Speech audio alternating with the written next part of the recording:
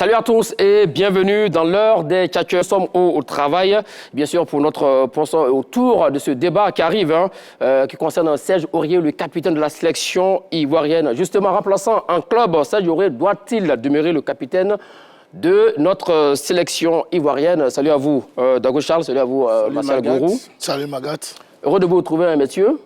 Un réel plaisir. On rappelle encore une fois à nos chers amis téléspectateurs que vous connaissiez depuis quoi? 30 ans, c'est ça? Bientôt, oui. Vous mangez ensemble, vous sortez ensemble? Tout à fait. Vous n'êtes jamais d'accord? Oui, mais c'est ça. C'est pour dire qu'on peut ne pas partager la même opinion, on peut ne pas partager les mêmes idées, mais on peut se retrouver. Et c'est ce que nous voulons que le mouvement sportif en Côte d'Ivoire fasse. Il paraît même que vous avez fait du convoiturage. Je parlais à Amsokro pour l'élection, le 23 avril dernier. Oui, il était avec moi en voiture. C'est même moi-même qui l'ai extrait de la meute qui envolait à sa personne. Ah oui? Oui. C'est vrai que je ne suis pas d'accord avec lui généralement, mais il reste mon frère. D'accord, ceci étant dit, c'est très bien. Alors, messieurs, on parlait de notre capitaine Serge Aurier. Pourquoi? Parce que d'ici un mois exactement, les éléphants vont retrouver donc les pelouses pour le début des éliminatoires de la CAN 2023 qui se joue à domicile. Et le tirage au sort de cette dite CAN a eu lieu le 19 avril dernier à Jobourg.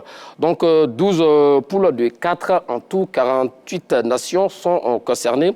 On va faire ce qu'on appelle analyse et commentaire déjà, commençant par le groupe H de la Côte d'Ivoire, Zambie, Comores et Lesotho. Les Ivoiriens qui retrouvent un vieil ami, la Zambie, avec la Côte d'Ivoire finaliste en 2012. La Zambie nous a battus au tir au but. Effectivement, les Zambiens, on se souvient de cette défaite-là en finale, où nous sommes passés vraiment à côté de notre deuxième Coupe d'Afrique. On avait littéralement, sinon outrageusement, dominé cette équipe-là. Mais c'est le facteur chance qui ne nous a pas habité ce jour. Et malheureusement, nous avons perdu ce match tir au but. Mais au-delà de ça, la Zambie reste quand même une superbe équipe de football. Il faut reconnaître qu'un compte, selon moi, parmi les grandes nations de football du côté africain, sur le continent, oui. Il faut rappeler qu'elle a été à peu près 4 fois demi-finaliste des différentes Coupes d'Afrique. Je parle de 82, 94, 96, jusqu'à même jouer aussi une finale en 2014 face à la Tunisie, après gagner la finale en 2012. C'est dire que c'est une superbe équipe qui évolue par génération. Elle n'a pas fait les 3 dernières Coupes d'Afrique. Ça voudrait dire qu'elle a préparé une génération pour venir attaquer cette Coupe d'Afrique-là. Oui, parce que toutes ces performances sont le fruit de moins de 2-3 générations qui n'ont pas participé à la dernière Coupe d'Afrique à laquelle ils ont participé. Donc, chaque fois qu'ils arrivent, après 3 Coupes d'Afrique manquées, ils font de très bons résultats. Donc, il va falloir s'attendre à une superbe équipe qui a raté déjà pratiquement 3 Coupes d'Afrique et qui va venir sur la CAN 2023 à domicile. Donc, certainement, elle se sera bien préparée avec des garçons de grande valeur qui évoluent aujourd'hui à l'Est.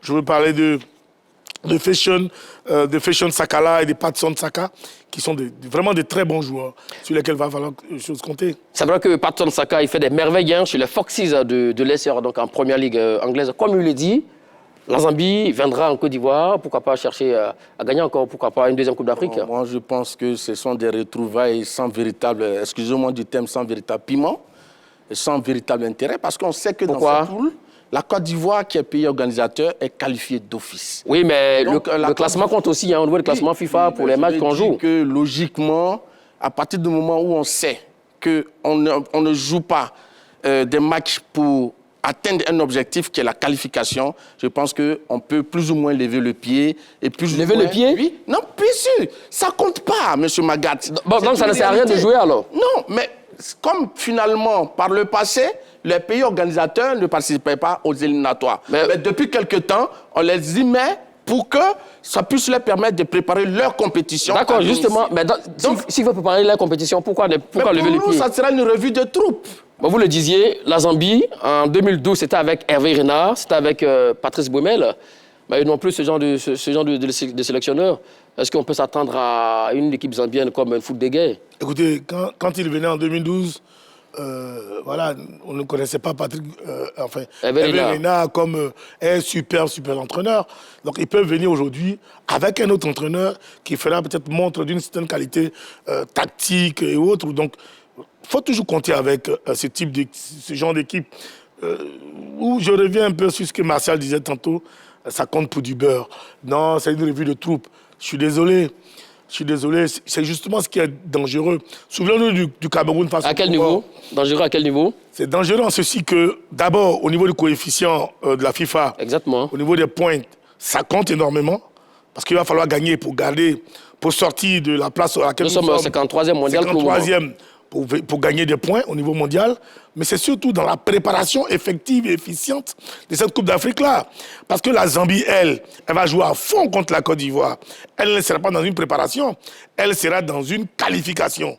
Donc c'est une opposition qui devrait être, pour moi, à prendre au sérieux, qu'on devrait préparer avec sérieux. Parce qu'on sait qu'au football, tel qu'on s'entraîne, tel qu'on joue en compétition. Donc si nous pensons que nous allons pour une revue de troupes, ne soyons pas surpris de sortir au premier tour.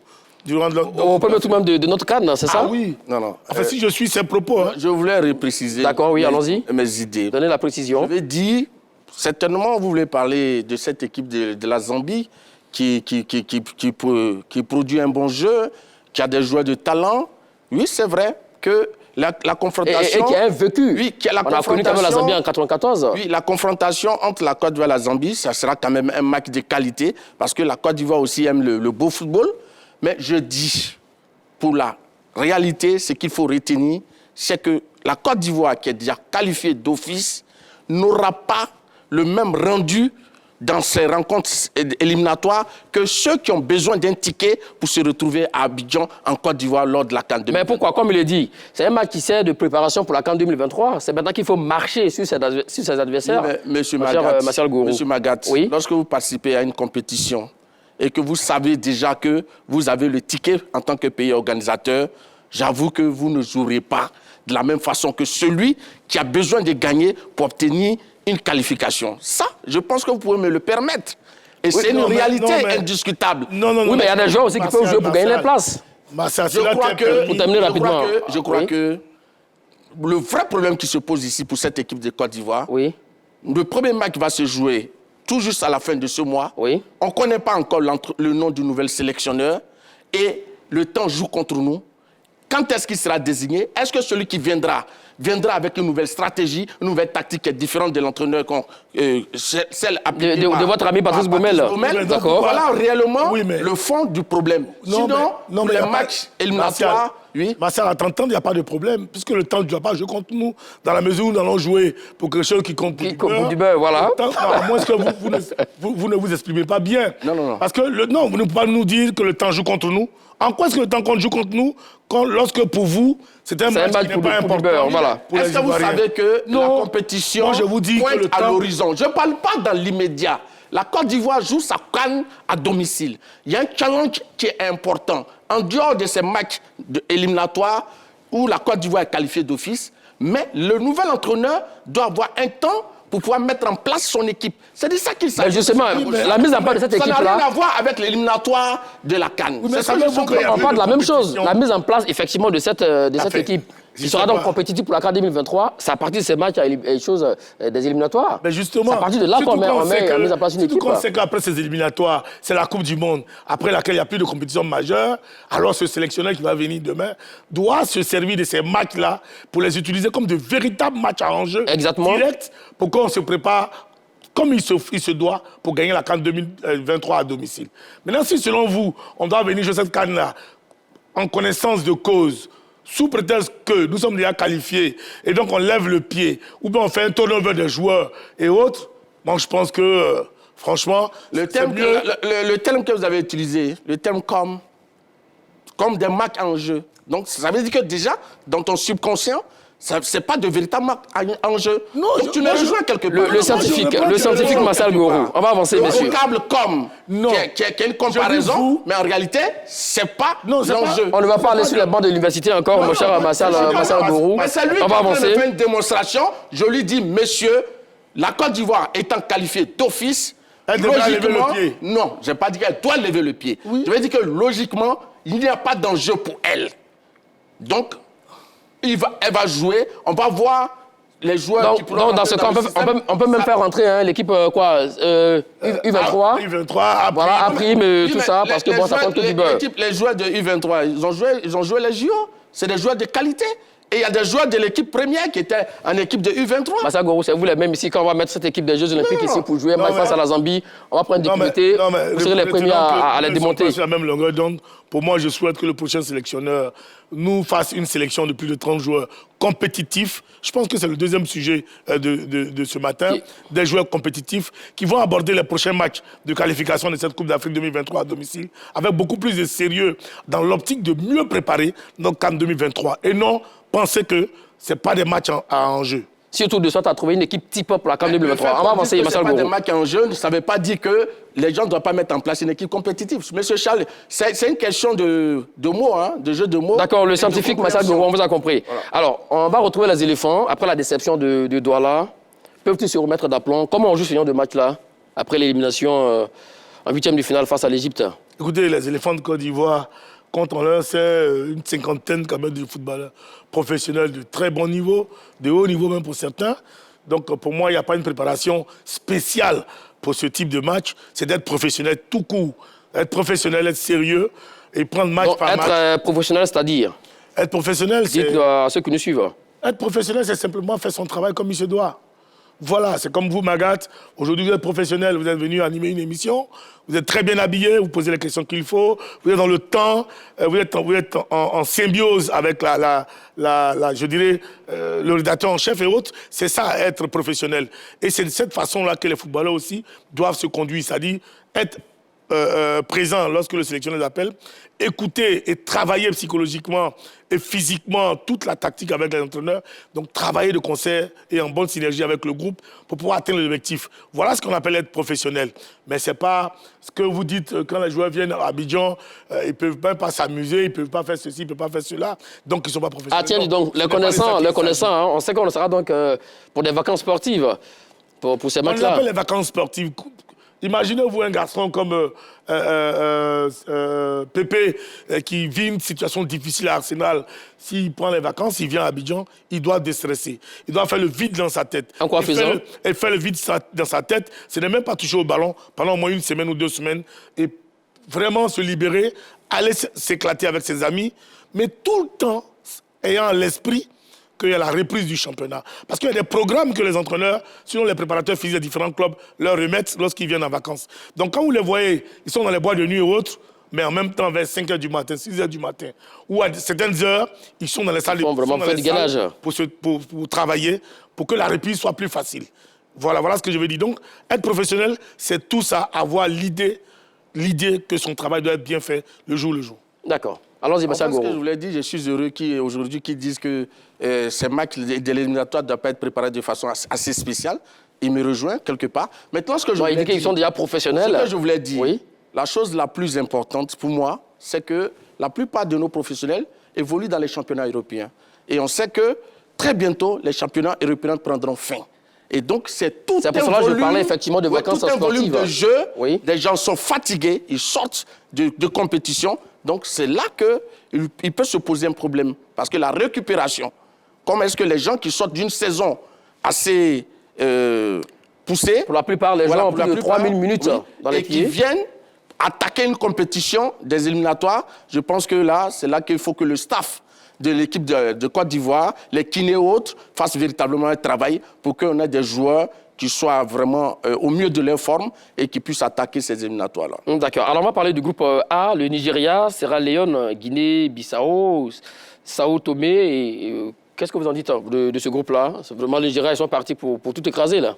Tout à fait. Je pense que cette équipe du Nigeria, depuis peu, a montré beaucoup de choses. Surtout durant la dernière Coupe d'Afrique, là, franchement, elle a fait une très, très, très belle démonstration. C'est vrai. En phase de groupe. En phase de groupe. Oui. Maintenant, après... Voilà pourquoi je suis craintif quant à ce groupe, quant à cette équipe zambienne. Comprenez? Il y a des nations qui savent préparer, sinon se projeter pour obtenir un objectif final. Quand tu vois cette équipe du Nigeria, qu'on pensait...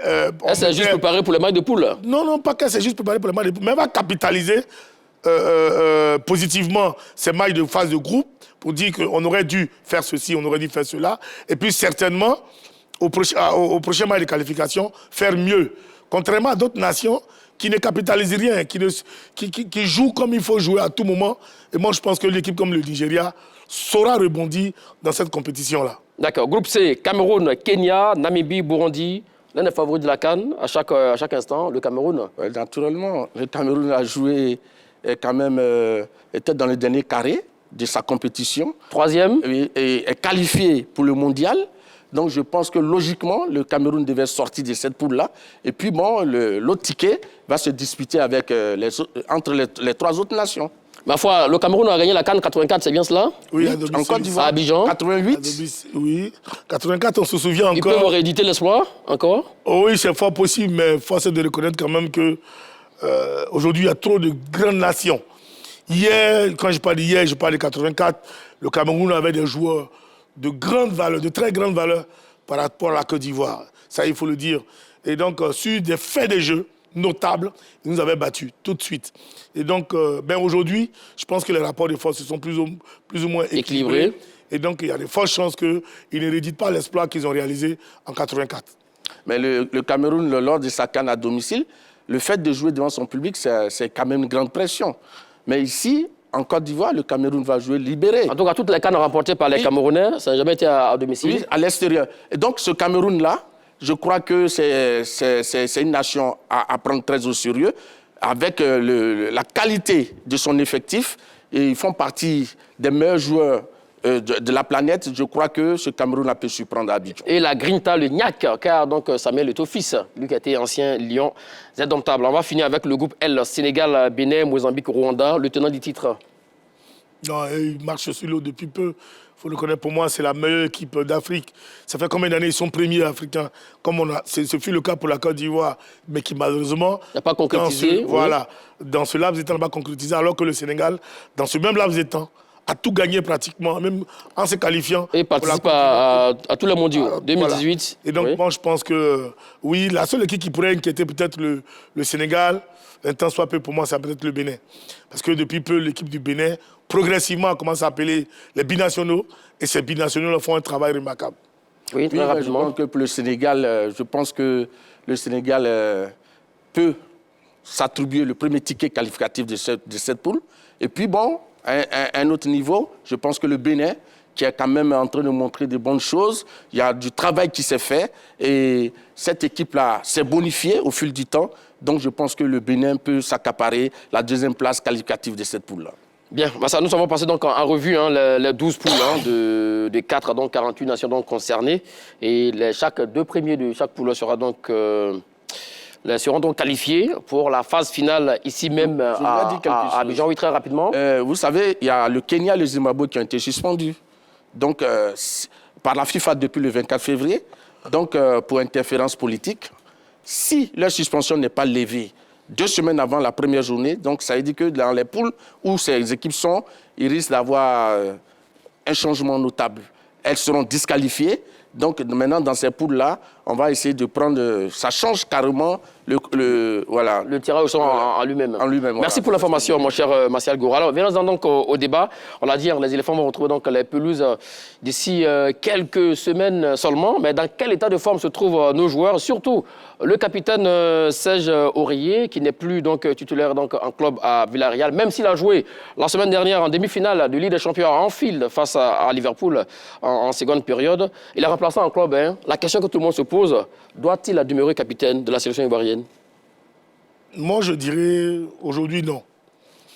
Aujourd'hui non, parce que le titre de capitaine est un titre gratifiant et stimulant. Quand il dit gratifiant... Gratifiant, stimulant? Oui, d'accord. Gratifiant et stimulant. Gratifiant en ce sens que tu es au cœur de l'équipe.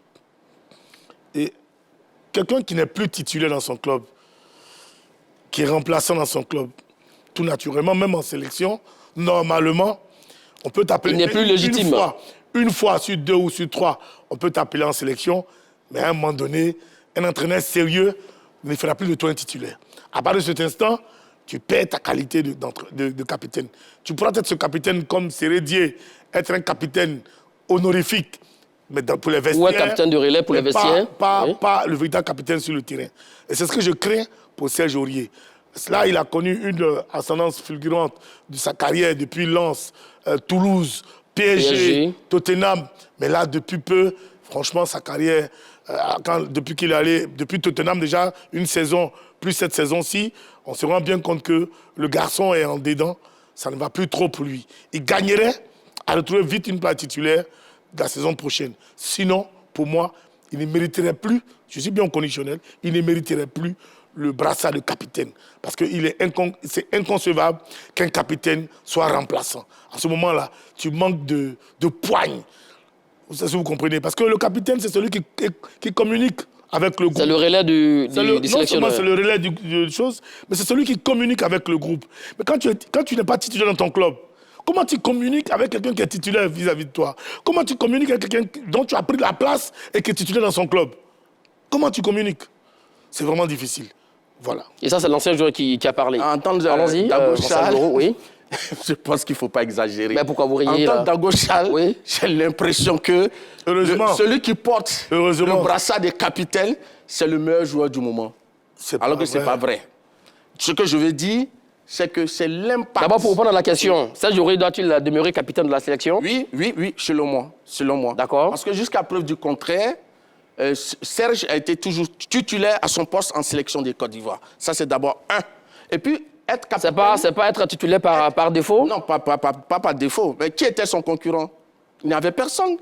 Jusqu'à présent... Il y avait des concurrents, Hassan Kamara, Senghor Wilfried. Oui, mais Hassan Kamara, on a vu, il est venu. Senghor, est-ce qu'il a pris la place de... Habib Maïga, qui a dépanné aussi sur le côté. Habib Maïga, mais est-ce que Habib Maïga est un véritable... il est à son poste. J'ai bien dit dépanner, j'ai bien dit dépanner sur le côté. Donc, ce que je voulais dire, être capitaine, c'est d'abord l'influence et l'impact qu'on a dans la sélection. À quel niveau? Oui, l'impact. L'influence à quel niveau? L'influence, vous savez, un capitaine, c'est d'abord un meneur d'hommes. Sinon, ce n'est pas celui qui est le meilleur footballeur sur l'aire de jeu. Ça, c'est d'abord sur ça, Serge Aurier, c'est un meneur d'hommes. Oui, c'est un meneur d'hommes. D'accord. Parce que quand on le regarde, c'est l'un des rares dans cette sélection de Côte d'Ivoire qui a de la gueule. Oui, qui réussit. Et naturellement, ses camarades qui ont décidé que Aurier soit capitaine. Ça, je vous le dis. Ça, c'est d'abord une première information. Ce n'est pas quelqu'un qui a nommé Aurier comme capitaine de la sélection de Côte d'Ivoire. C'est l'ensemble des joueurs. C'est pas suite à un lobbying. Non, c'est l'ensemble des joueurs, par sa présence, par l'impact, qui ont décidé que ce soit lui. Et jusqu'à preuve du contraire, je ne crois pas que quelqu'un ait remis en cause dans cette sélection le brassard de Serge Aurier. Et puis Serge Aurier, c'est vrai, son seul problème aujourd'hui, c'est qu'il ne joue pas en club. Ça c'est un véritable problème. Est-ce que pour toi, Martial, quelqu'un qui ne joue pas en club, qui n'est pas titulaire en club, doit-il être capitaine? Oui, pourquoi pas? OK.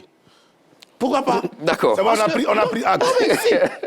Non, mais on a pris acte. Je vous permets de voir déjà les chiffres de Serge Aurier cette saison avec sa formation de Villarreal. Donc on l'a dit, Serge Aurier, 29 ans, club Villarreal, donc c'est en Espagne. Alors sur 34 matchs disputés de la Liga espagnole, il en a joué donc 17. Parmi les 17, 10 fois titulaire, 7 fois remplaçant, 2 fois sur le banc, suspendu 3, blessé à 4 reprises. En Ligue des Champions, il a disputé donc 4 matchs en étant bien sûr remplaçant par moment.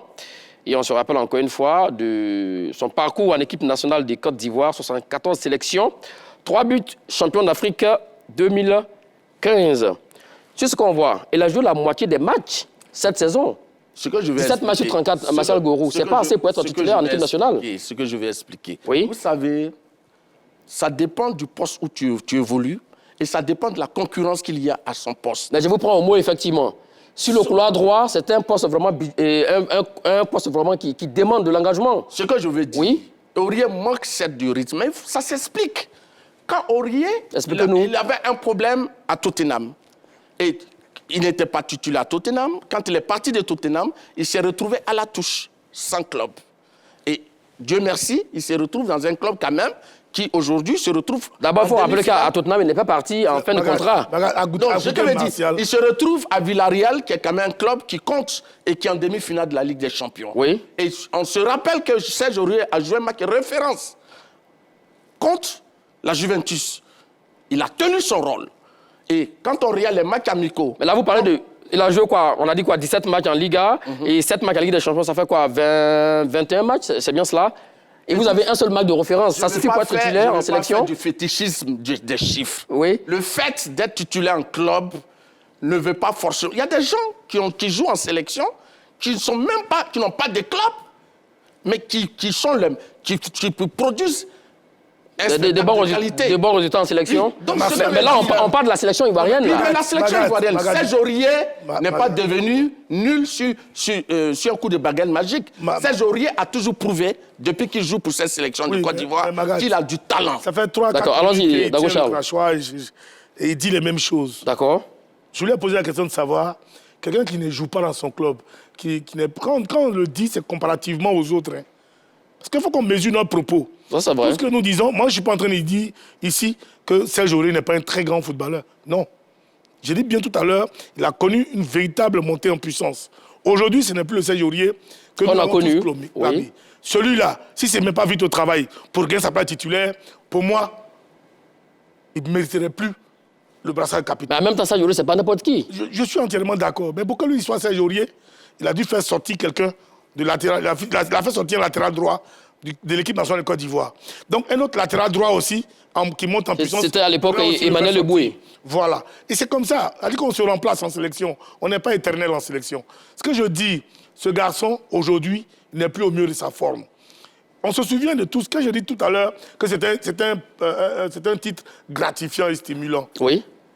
Mais qu'il me demande ce que ça veut dire. Je ne lui ai pas dit ici qu'en disant gratifiant et stimulant, ça veut dire qu'il est le meilleur joueur. Bah, dites-nous alors. Mais je suis désolé, Martial Gourou.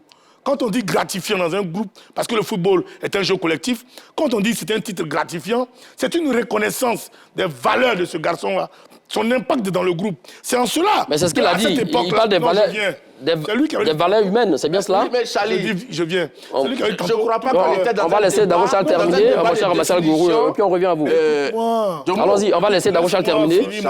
D'accord. Tu sors de cette route. Non, pas du tout. Il a encore le volant là. Il guide bien d'ailleurs. Allons-y. Charlie ne joue pas la victime. Écoute. Vas-y, je te laisse le temps, mais je vais revenir. Il n'y a pas de problème. Voilà, allons-y.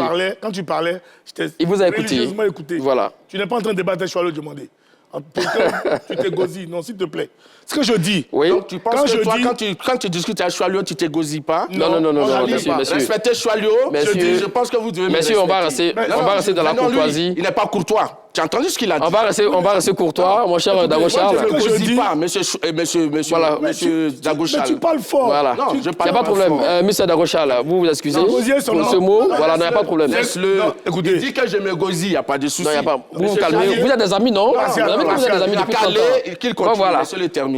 En amitié, allons-y, mon cher Dago Charles. Désolé, sinon, voilà, il a arrêté le mot. Comme c'est parler fort, c'est lever la voix. Oui, voilà. Voilà, la gauche déployée. Voilà ce que je voulais dire, mais je suis désolé. Quand je disais cela, quand je parlais de poste gratifiant, c'est une reconnaissance du groupe, de l'encadrement technique, par rapport à ce que vous démontrez dans le groupe. C'est en cela qu'on a remis ce brassard à Serge Aurier, n'est-ce pas? Aujourd'hui... Donc doit-on faire un autre vote? Non, ce n'est pas de vote qu'il s'agit. Ce n'est pas de vote, c'est des signes. C'est des signes. Quand on donnait le brassard à même Basile, ou bien à quelqu'un qui reçoit l'équipe nationale, à notre temps, c'est parce qu'il était le plus fort. Mais il y a une attitude, il y a un comportement qui se dégage. Mais quand ce garçon-là, je l'ai dit et je l'insiste, il n'est plus titulaire dans son club, il fait l'objet de rareries dans le groupe. Il fait l'objet... Et c'est tout ça qui crée les clans. Parce que voilà un garçon qui ne joue pas et ses camarades jouent. Quand il me dit ici qu'il n'a pas de remplaçant, je suis désolé, mais Odilon Kosonou, c'est un latéral droit. Il a joué latéral droit face au PSG de Kylian Mbappé. Il a neutralisé. Il a occupé ce poste. En sélection, il a fait ses preuves. Mais justement, parce qu'en sélection, voilà. En sélection, c'est le sélectionneur qui fait ses choix. On a vu Serge Aurier qui ne joue pas dans son club, qu'on a on a fait titulaire ici. On sait ce que ça nous a donné aussi. Hein. Il y a eu des matchs ici, on sait ce que ça nous a donné. Face au Malawi. Face au Malawi. Et après, le même Baumel l'a fait sortir. Non, soyons sérieux. N'encourageons pas un garçon comme Serge Aurier, qui est notre capitaine, à rester dans cette dynamique-là de quelqu'un qui est sur le banc et dit que comme tu es sur le banc, tu peux toujours être titulaire en équipe nationale de Côte d'Ivoire. Non, je dis que pour que Serge Aurier garde son brassard, il faut qu'il gagne sa place titulaire dans son club. S'il ne l'a plus, il doit se remettre en cause parce qu'on doit donner le brassard à celui qui est titulaire dans son club. Pour qu'il donne l'exemple aux autres.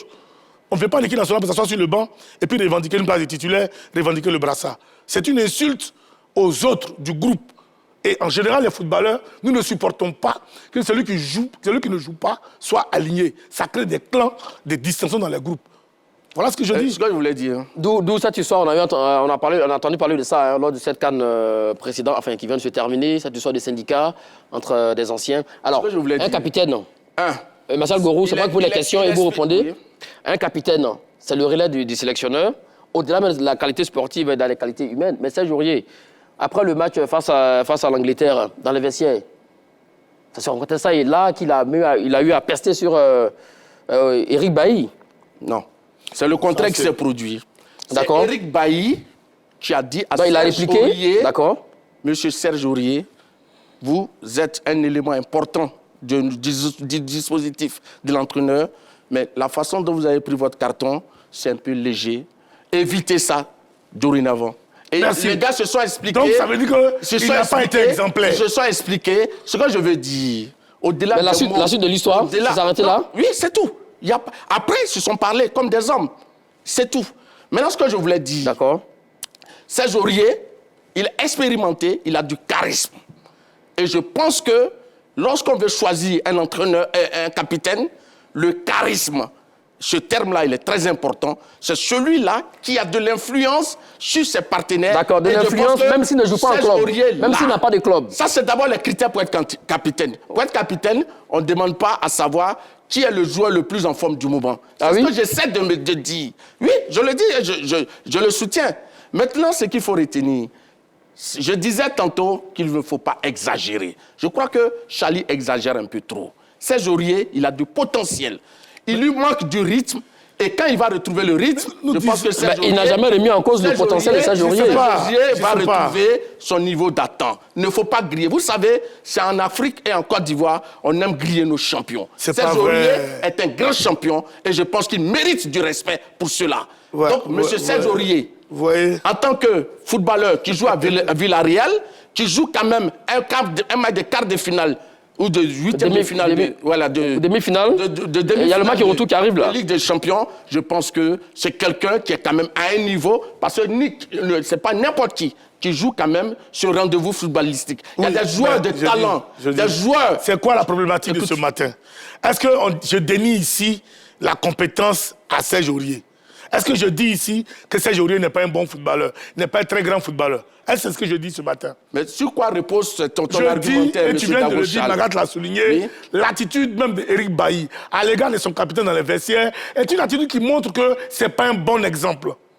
Le capitaine est un bon exemple. Le capitaine est celui-là. Lorsque c'est difficile, c'est celui-là qui retrousse les manches et qui galvanise Oui, son mais groupe. quand quelqu'un Donc, veut faire, non, s'il te plaît. le mieux, Serge Aurier n'est pas un tricheur. Serge Aurier, c'est quelqu'un qui a Oh là là, mais parce Marcel Gourou, personne n'a jamais dit que Serge Aurier était un tricheur. Je dis, Bon, allons-y avec ce votre sont mes argumentaire. arguments. D'accord, allons-y. Je dis que Serge Aurier, c'est quelqu'un, quand il est sur le terrain, il veut tout donner.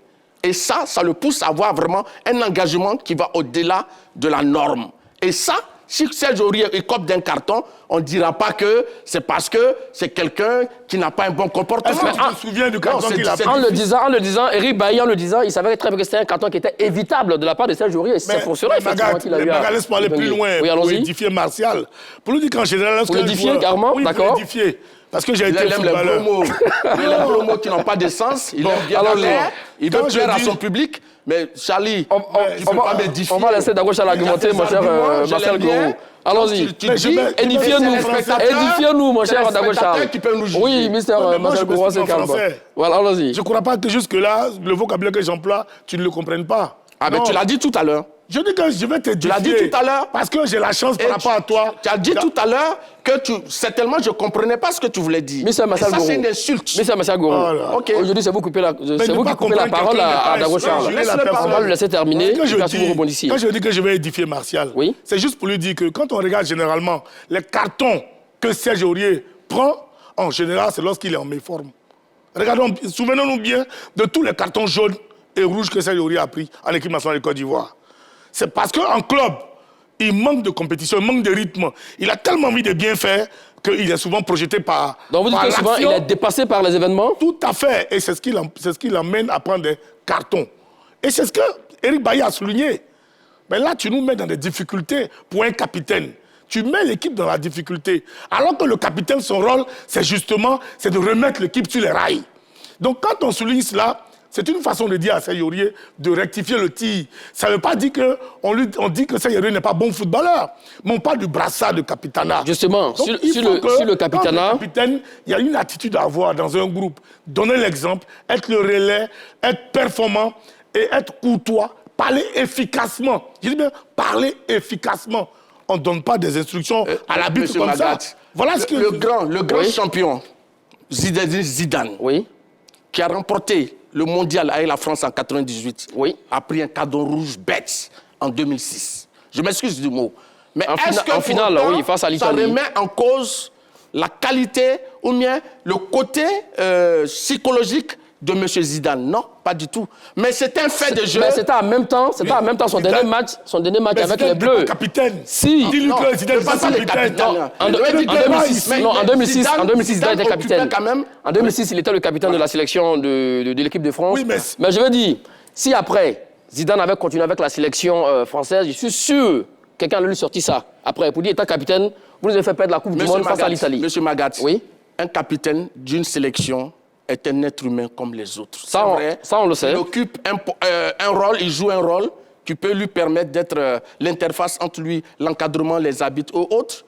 Mais je crois que Serge Aurier, pour moi, pour son potentiel, et surtout pour le rôle, l'impact qu'il a au sein de la sélection, je pense qu'il mérite d'être le capitaine de l'équipe de Côte d'Ivoire. C'était ça ma question. Il mérite de garder le capitanat? Oui, selon moi, oui. Tout à fait. Et vous? Moi, je dis qu'il mérite.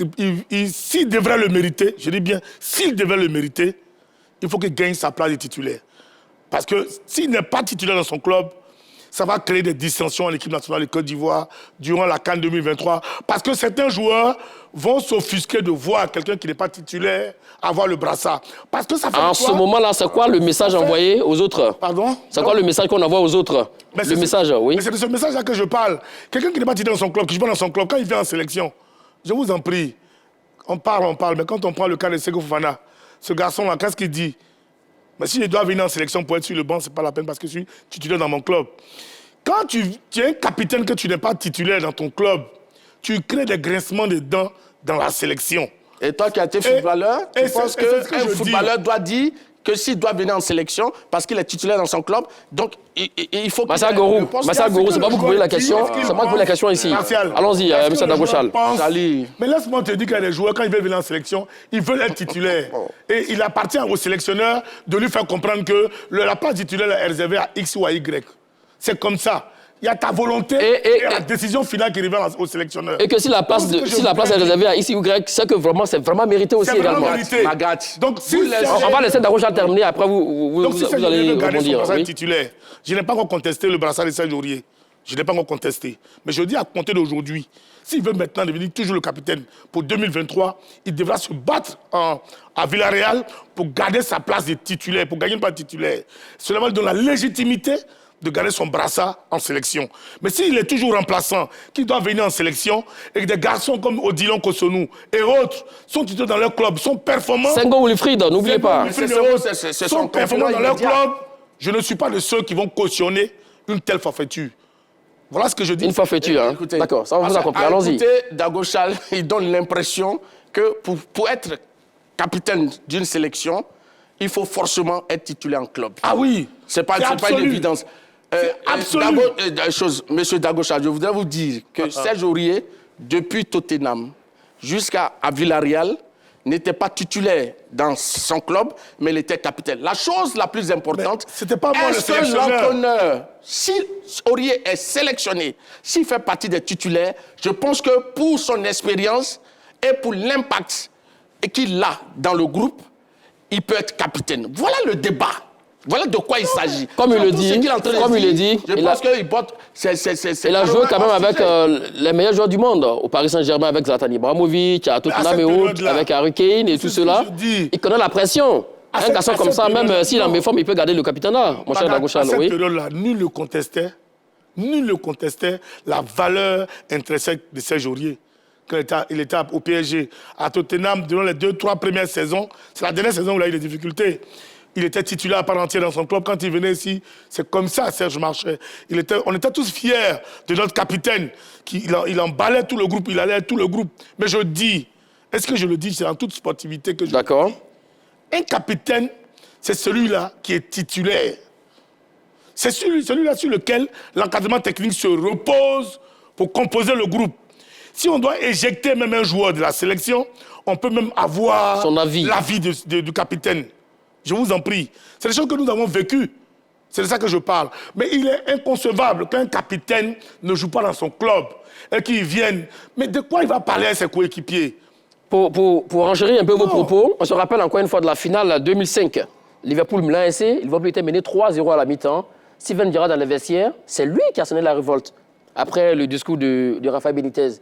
Et quand il est rentré, il dit, moi, dès qu'on rentre, je marque un but, vous me suivez. Et quand il est rentré sur le terrain pour la seconde période, c'est lui qui a eu à marquer ce but-là. Et puis ensuite, le reste du groupe a suivi. En fait... c'est ça aussi un capitaine, Marcel Gourou. Je m'excuse. Oui. Un capitaine, le rôle du capitaine, oui. c'est pas d'être le meilleur footballeur sur le terrain. Le capitaine, c'est celui qui donne l'exemple. C'est le meneur d'hommes. C'est celui qui oriente, qui dirige, celui qui est prêt à mettre les gens ensemble. Non, et je pense que... À vous écouter, même si Serge Aurier a 40 ans, et qu'il est dans la section ivoirienne, il peut toujours garder le brassard. Là, vous savez, le haut niveau, ça ne badine pas. Voilà. Le haut niveau, lorsque on ne peut plus, Serge Aurier lui-même dira, basta, je m'en vais. Mais pour l'instant, quelqu'un qui appartient à un effectif qui va jouer la demi-finale de la meilleure compétition de club au monde, je ne crois pas que ce dernier-là soit un joueur de dernier rang. Je pense que c'est parce qu'il a du talent qu'il a appartient à cet effectif-là. Et il ne faut pas l'oublier. Serge Aurier, je pense, pour ce qu'on sait de lui, c'est un meneur d'hommes, c'est un joueur expérimenté et je pense qu'il peut encore porter le brassard du capitaine de la sélection de Côte d'Ivoire. Joueur expérimenté et champion d'Afrique en 2015. Pour vous, il doit garder le brassard. Il doit garder le brassard. Oui, on vous a compris. Pour vous, il pourrait garder le brassard s'il est titulaire en club, s'il retrouve du temps de jeu. On vous a compris. Maintenant, comment redevenir compétitif de la part de Serge Aurier lui-même? Non, mais c'est ce que je dis. Je ne cesse de répéter que Marcel refuse d'entendre. Je dis qu'il doit regagner une place de titulaire. Vous savez... alors qu'on n'a plus assez le temps, hein? Oui, mais... 34 matchs, il reste quoi? 4 journées de la fin. On peut être un très grand footballeur. Oui. On peut être un grand aboyeur. On peut avoir toutes les expériences qu'il faut. Mais quand physiquement on n'est pas dedans, on ne peut pas jouer un match de 90 minutes, on ne peut plus être cet influenceur qu'on était. C'est ce qui était le cas de Serge Aurier lorsqu'il jouait à Tottenham, quand il venait en sélection. Il ne pouvait plus nous jouer un match de 90 minutes à plein régime. Et donc, c'est pour ça que je le souhaite vivement qu'il retrouve son régime. Et la seule façon de le retrouver, c'est de gagner une place titulaire et d'être constant en Villarreal. S'il garde cette constante à Villarreal, il n'y a pas de raison que Serge Aurier ne soit pas ce garçon qui influence, qui a son impact sur le groupe. Mais dès l'instant où tu vas perdre cette influence, tu sais, dans une certaine inconstance, il y aura des velléités dans le groupe et ça va créer des clans parce que d'autres trouveront que tu n'es pas titulaire en club, mais comme tu es capitaine, on fait de toi un titulaire d'office, ce qui n'est pas normal en sélection. Alors qu'on doit mettre les 11 joueurs, meilleurs joueurs du moment pour aller chercher un résultat. Si Charlie disait que Serge Aurier n'est pas titulaire en club, donc je pense qu'il ne doit pas être titulaire en équipe nationale, je serais d'avis avec lui. Mais c'est ce que je dis depuis. Non, Charlie. La question... Mais si tu n'es pas titulaire, tu n'as pas le brassard. Non. C'est deux choses différentes. Oh là là. On parle du capitanat. Alors que dans les critères pour être capitaine, c'est pas d'être le meilleur joueur du moment. Mais ça, il faut me le concéder. C'est ce que je suis en train de dire. D'accord, donc pour vous, il peut être le capitaine, il peut être le capitaine et puis être sur le banc. Parce que... Et puis celui qui est... Parce que... non. J'ai du mal à vous suivre là. Non, pour paraphraser rapidement. Tu peux me suivre. Non, là-dessus. Jusqu'à preuve du contraire. Est-ce que Serge Aurier, dans cette sélection de Côte d'Ivoire, a été remplaçant? Il a été toujours titulaire. Il a été le numéro 1 à son poste. Alors qu'il y a des garçons quand même qui brillent en club comme ça. Mais moi, je ne fais pas de la fiction. Oui. La dernière équipe de la Côte d'Ivoire qu'on a vue, qui a joué la CAN et qui a joué face à l'Angleterre et à la France, c'est bien Serge Aurier qui était capitaine et c'est lui qui était titulaire. Je ne fais pas de la fiction. Et on a vu ce que cela a donné. Non, bon, on espère. Quoi? Il est seul? C'est lui seul qui joue les matchs? Non, pas du tout, Alors c'est de ça que je parle. Une chose est sûre. Pour l'instant, Serge Aurier... On n'a plus assez de temps, mon cher Marcel Gourou. Une chose est sûre, hein. On retrouvera Serge Aurier sur la liste du futur sélectionneur des éléphants de Côte d'Ivoire, sauf cataclysme, oui. Mais dans quel état de forme on retrouvera Serge Aurier? Ça, c'est la grande question. Merci à vous, mon cher Dago Charles. Merci à vous, Martial Gourou. C'est la fin de ce numéro de l'heure des Tchatcheurs. On se retrouve très prochainement pour un autre numéro de l'heure des Tchatcheurs. D'ici là, portez-vous bien.